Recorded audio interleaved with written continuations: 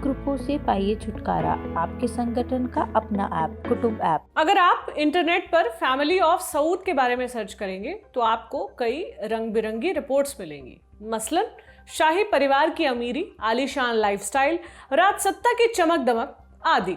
इन सब के अलावा एक और बिंदु जो अक्सर चर्चा के केंद्र में रहता है वो है शीर्ष पर पहुंचने के लिए जारी जद्दोजहद, जिसके लिए भाई अपने भाई को दिन रात टॉर्चर करता है। कोई अपने करीबी के खिलाफ मौत का वारंट जारी कर देता है तो कोई बहन को जेल में सड़ने के लिए मजबूर करता है। कुल जमा बात यह कि हर किसी की सांस साजिशों की नोक पर अटकी रहती है। ये किसी थ्रिलर फिल्म या उपन्यास का प्लॉट नहीं है, ये असल खेल है जो मिडिल ईस्ट एशिया में दशकों से अनवरत चल रहा है। आज जानेंगे इस शाही परिवार की पूरी कहानी क्या है, इस परिवार के भीतर क्या क्या साजिशें होती हैं और आज हम ये कहानी आपको क्यों सुना रहे हैं। नमस्ते, मेरा नाम प्रतीक्षा है और आप देख रहे हैं लल्लन टॉप का इंटरनेशनल प्रसंगों से जुड़ा डेली बुलेटिन दुनियादारी। आगे बढ़ने से पहले बैकग्राउंड समझ लेते हैं। साल 1902 की बात है। अल सऊद वंश के अब्दुल अजीज इब्न सऊद अपने 40 वफादार साथियों के साथ रियाद के मिशन पर निकले। उससे पहले तक वे कुवैत में शरणार्थी बनकर रह रहे थे। इब्न सऊद के पुरखों ने 2 बार सऊदी साम्राज्य की नींव रखी। इसके बावजूद उनकी नई पीढ़ी शरणार्थी का जीवन क्यों जी रही थी, इसके पीछे एक दिलचस्प कहानी है। अरब प्रायद्वीप 2 प्राचीन सभ्यताओं के बीचों बीच बसा है। पूरब की तरफ मेसोपोटामिया की सभ्यता थी तो पश्चिम में नील नदी घाटी की सभ्यता।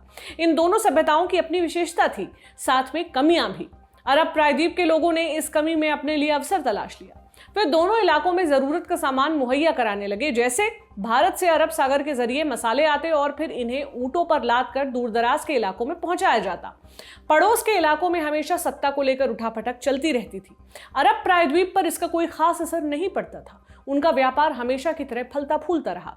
इसकी एक वजह यह भी रही होगी कि लगभग पूरा अरब प्रायद्वीप रेगिस्तान से घिरा हुआ था, इसलिए विदेशी ताकतें बड़ा रिस्क लेने के लिए तैयार नहीं थी। इधर ये सब चल रहा था कि 7वीं सदी की शुरुआत में मक्का में इस्लाम का उदय हुआ। कुछ ही सालों के भीतर इस्लाम एशिया से लेकर यूरोप तक फैल गया। मक्का और मदीना इस्लाम के 2 सबसे पवित्र स्थल बन गए। इस्लाम को मानने वाले लोगों की आवक बढ़ गई। इससे अरब प्रायद्वीप का बाकी दुनिया के साथ संपर्क बढ़ा। इससे उनकी संस्कृति को नए आयाम मिले। फिर आई 17वीं शताब्दी। तब तक इस्लामी साम्राज्य अलग अलग धाराओं में बढ़ चुका था। उनके बीच इस्लाम की मूल अवधारणा को लेकर मतभेद शुरू हो चुके थे। उसी कालखंड में एक धार्मिक विद्वान हुए शेख मोहम्मद इब्न अल वहाब। वो इस बात का प्रचार करने लगे कि इस्लाम अपनी मूल सोच से भटक चुका है, उसमें सुधार की जरूरत है। उनकी बातों का तगड़ा विरोध हुआ। स्थानीय धर्म प्रचारक उनकी जान लेने पर उतारू हो गए। उन्हें लगा कि यह आदमी उनकी जमी जमाई गद्दी को छिन्न भिंड कर देगा। अल वहाब को जान का खतरा महसूस हुआ तो वे अल दिरियाह शहर चले गए। वहां पर मोहम्मद बिन सऊद का शासन चल रहा था। अल वहाब ने शरण मांगी। बिन सऊद उनसे खासे प्रभावित थे। उन्होंने शरण देने के साथ साथ इस्लाम की मौलिकता लौटाने का भी वादा किया। इसी गठबंधन के तहत पहले सऊदी स्टेट की स्थापना हुई।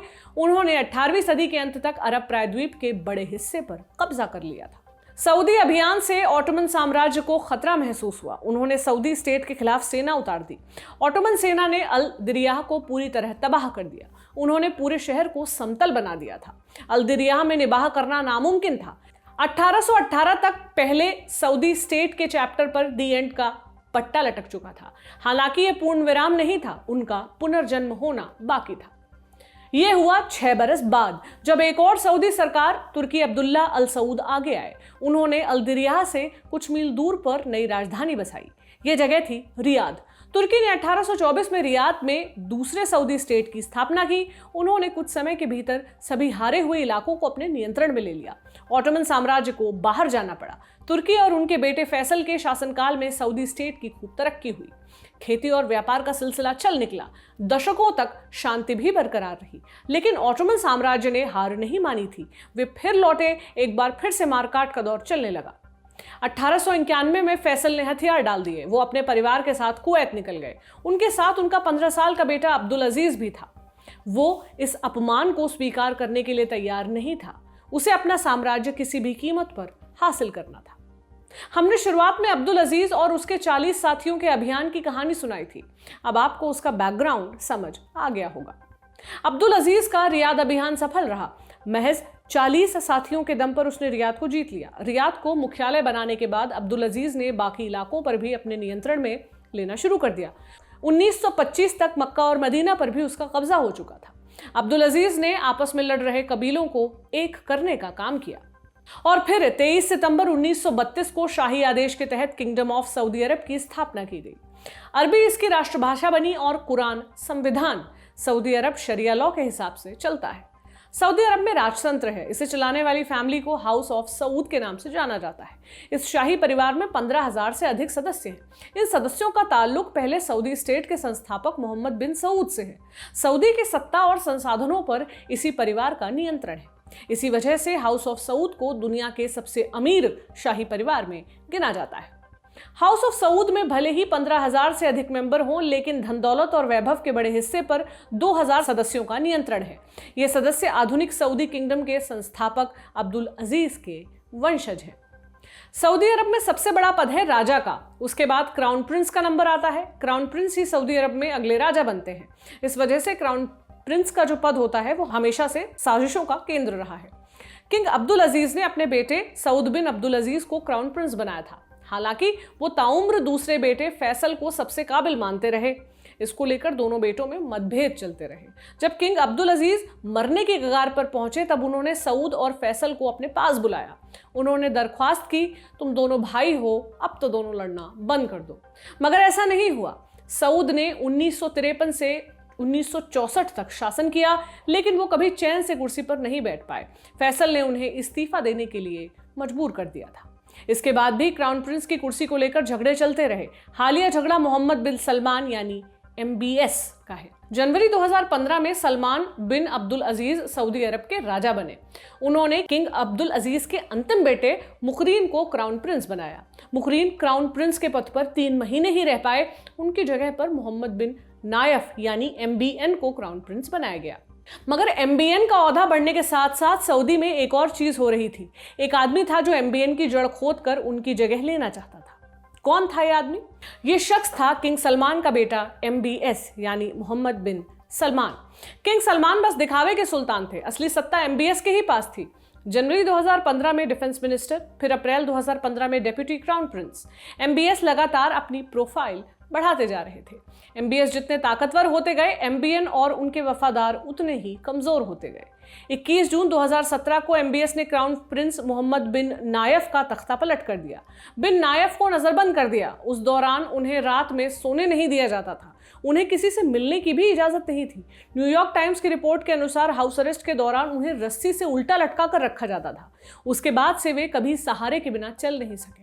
बाद में उन्हें गिरफ्तार करके जेल भेज दिया गया। उनके ऊपर गद्दारी और भ्रष्टाचार के आरोप लगाए गए थे। हालांकि कभी उनके ऊपर आधिकारिक तौर पर कोई चार्ज नहीं लगाया गया। MBN के बाद किंग सलमान ने MBS को नया क्राउन प्रिंस घोषित कर दिया था। जो साजिश MBS ने अपने चचेरे भाई के खिलाफ रची थी, वैसा उनके साथ ना हो, इसके लिए शुद्धिकरण अभियान शुरू किया गया। उन्हें जिससे भी खतरा महसूस हुआ, उनके ऊपर सही गलत आरोप लगाकर जेल में डाला जाने लगा। MBS के इसी अभियान की चपेट में हाउस ऑफ सऊद की एक राजकुमारी भी आई, प्रिंसेस बसमा। वो आधुनिक सऊदी अरब के दूसरे सुल्तान किंग सऊद बिन अब्दुल अजीज की सबसे छोटी बेटी है। किंग सऊद की 100 से ज्यादा संतानें हुई। प्रिंसेस बसमा का जन्म 1963 में हुआ था। उस समय उनके पिता के कुर्सी पर आखिरी दिन चल रहे थे। प्रिंसेस बसमा की पढ़ाई लिखाई लेबनान के बेरूत में हुई। फिर वो लंदन गई। वहां से सऊदी अरब आने के बाद उन्होंने संवैधानिक सुधारों की वकालत शुरू की। उन्होंने अंतर्राष्ट्रीय अखबारों में लिखा। जब 2011 में मिडिल ईस्ट में अरब क्रांति हुई, तब उन्होंने इसे सही ठहराया था। वो महिलाओं को बुनियादी अधिकार देने की मांग करती रही। उन्होंने सऊदी अरब के शरिया कानून का भी विरोध किया था। उनका क्रांतिकारी अभियान तब तक ठीक चला जब तक कि वो MBS की नजर में नहीं आई थी। 2018 में बसमा ने एक इंटरव्यू में MBS की आलोचना कर दी। इस इंटरव्यू में उन्होंने कहा कि जो कोई उसका साथ नहीं देता उसे दरकिनार कर दिया जाता है। इस इंटरव्यू के कुछ महीनों बाद सऊदी एजेंट्स जिद्दाह में उनके घर आए। उन्होंने बसमा और उनकी बेटी अल शरीफ को अरेस्ट कर लिया। दोनों को तब से रियाद के पास बनी एक जेल में रखा गया था। आज सऊदी अरब के शाही परिवार की कहानी हम क्यों सुन रहे हैं? दरअसल सऊदी अरब सरकार ने प्रिंसेस बसमा बिन सऊद और उनकी बेटी को जेल से रिहा कर दिया है। बसमा को मार्च 2019 में अरेस्ट किया गया था। वो अपनी बेटी के साथ इलाज के लिए स्विट्जरलैंड जा रही थी। गिरफ्तार किए जाने के बाद उन्हें रियाद के पास अल हयात जेल में रखा गया था। प्रिंसेस बसमा और उनकी बेटी लगभग 3 साल तक जेल में रही। इस दौरान उनके ऊपर ना तो कोई आरोप लगाया गया और ना ही कोई मुकदमा चलाया गया। अप्रैल 2020 में उन्होंने सऊदी अरब के किंग सलमान और क्राउन प्रिंस MBS से रिहाई की गुहार लगाई थी। उनके ट्विटर फीड पर एक ट्वीट दिखा जिसमें उन्होंने जेल से छोड़े जाने की दरख्वास्त की थी। ट्वीट में लिखा गया था कि उन्होंने कोई अपराध नहीं किया है और उन्हें इलाज की सख्त जरूरत है। कुछ दिनों के बाद वो ट्वीट गायब हो गया। अब जाकर उन्हें और उनकी बेटी को रिहाई मिली है। हालांकि अभी ये पता नहीं चला है कि उन्हें इलाज के लिए बाहर जाने की अनुमति मिलेगी या नहीं। आज तक दुनिया को इस सवाल का जवाब भी नहीं मिला है कि बसमा और उनकी बेटी को जेल भेजा क्यों गया था। ये सवाल शाही परिवार के उन लोगों के भी हैं जो MBS के एकाधिकार की जंग में या तो जेल में सड़ रहे हैं या अपनी बारी का इंतजार कर रहे हैं। ये था हमारा बड़ी खबर सेगमेंट। अब चलते हैं आज की सुर्खियों की तरफ। पहली सुर्खी श्रीलंका से। श्रीलंका ने चीन से कर्ज के भुगतान में थोड़ी रियायत देने की अपील की है। पिछले 10 सालों में चीन ने श्रीलंका को लगभग 40,000 करोड़ रुपए का लोन दिया है, लेकिन आर्थिक संकट की वजह से वो इसे चुकाने में नाकाम रहा। श्रीलंका के राष्ट्रपति गोटाबाया राजपक्षे ने 9 जनवरी को चीनी विदेश मंत्री वांग यी से मुलाकात की। उन्होंने चीनी पर्यटकों के लिए श्रीलंका की सीमा खोलने का भी ऑफर दिया। कोरोना महामारी से पहले तक श्रीलंका में भारी संख्या में चीनी पर्यटक आते थे। महामारी के चलते श्रीलंका भारी आर्थिक संकट का सामना कर रहा है। सितंबर 2020 में उसे अपने यहां आर्थिक आपातकाल लगाना पड़ा था। आज की दूसरी और अंतिम सुर्खी ऑस्ट्रेलिया से है। टेनिस स्टार नोवाक जोकोविच के वीजा का मामला तूल पकड़ चुका है। 10 जनवरी को ऑस्ट्रेलिया की एक अदालत ने जोकोविच को इमिग्रेशन डिटेंशन से रिहा करने का आदेश सुना दिया है। जोकोविच ऑस्ट्रेलियन ओपन में हिस्सा लेने आए थे। उन्हें कोरोना की वैक्सीन नहीं लगी हुई है। नियम के अनुसार टूर्नामेंट में हिस्सा लेने वाले हर शख्स का पूर्ण रूप से वैक्सीनेटेड होना जरूरी है। इसी आधार पर ऑस्ट्रेलिया पहुंचते ही सरकार ने उनका वीजा रद्द कर दिया था। जोकोविच इसके खिलाफ कोर्ट गए थे, वहां से फैसला उनके पक्ष में आया है। इस फैसले के बाद नई बहस शुरू हो गई। लोग सवाल उठा रहे हैं कि क्या किसी व्यक्ति को उसकी शख्सियत के हिसाब से नियमों से छूट दी जा सकती है।